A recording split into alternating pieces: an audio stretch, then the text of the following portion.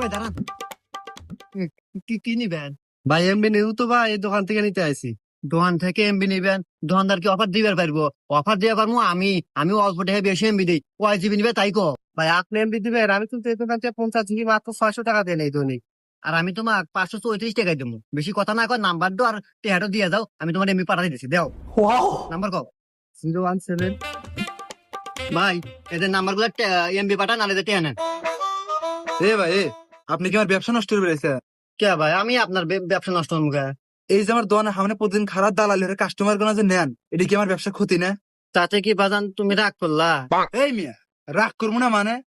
আমার দোকানের অফার দিয়ে আপনি ব্যবসা রাখান, তা আবার আমার দোকানের সামনে দাঁড়ায়া ব্যবসা হলি থাকে ধরেন গা। এইবার তো বাজান আমি রাগ করলাম। আমি এই দালালি হরেই খাই। এখন আমাকে যদি এই ব্যবসা না করবে দেন, তাহলে আমার পেটে তোর বাদ যাবো না। আমি ফাঁকে যাই ব্যবসা করবানি,